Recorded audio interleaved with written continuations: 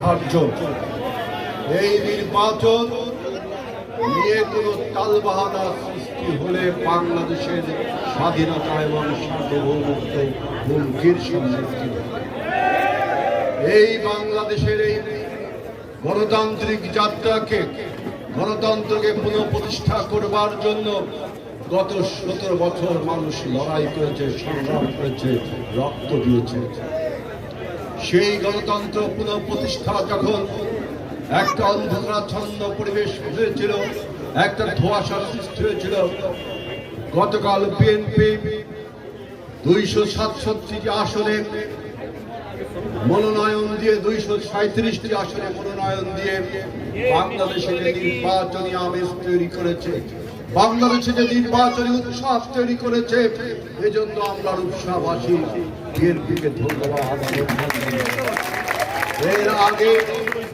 এর আগে জামাতে ইসলাম 300 আসনে নমিনেশন দিয়েছে, অর্থাৎ বাংলাদেশের সমস্ত রাজনৈতিক দল একটি সুষ্ঠু, গ্রহণযোগ্য এবং প্রতিযোগিতামূলক নির্বাচনের দিকে আমরা এগিয়ে যাচ্ছি।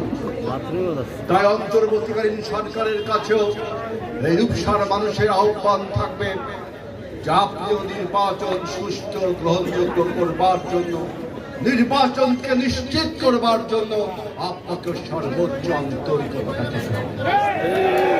অনেক রাজনৈতিক বক্তব্য আমাদের দেওয়া এখনো বাকি রয়েছে। প্রতিদিন টেলিভিশন, পত্র পত্রিকায় আমরা বক্তব্য দিচ্ছি।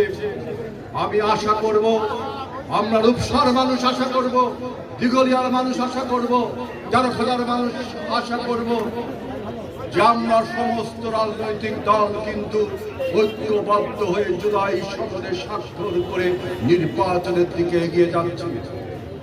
সুতরাং রাজনৈতিক দলগুলোর মধ্যে কোন অনৈক্যের বীজ যেন আপনি সরকারের থেকে অনৈক্যের বীজ বপন করবেন না, কারণ আমরা চাই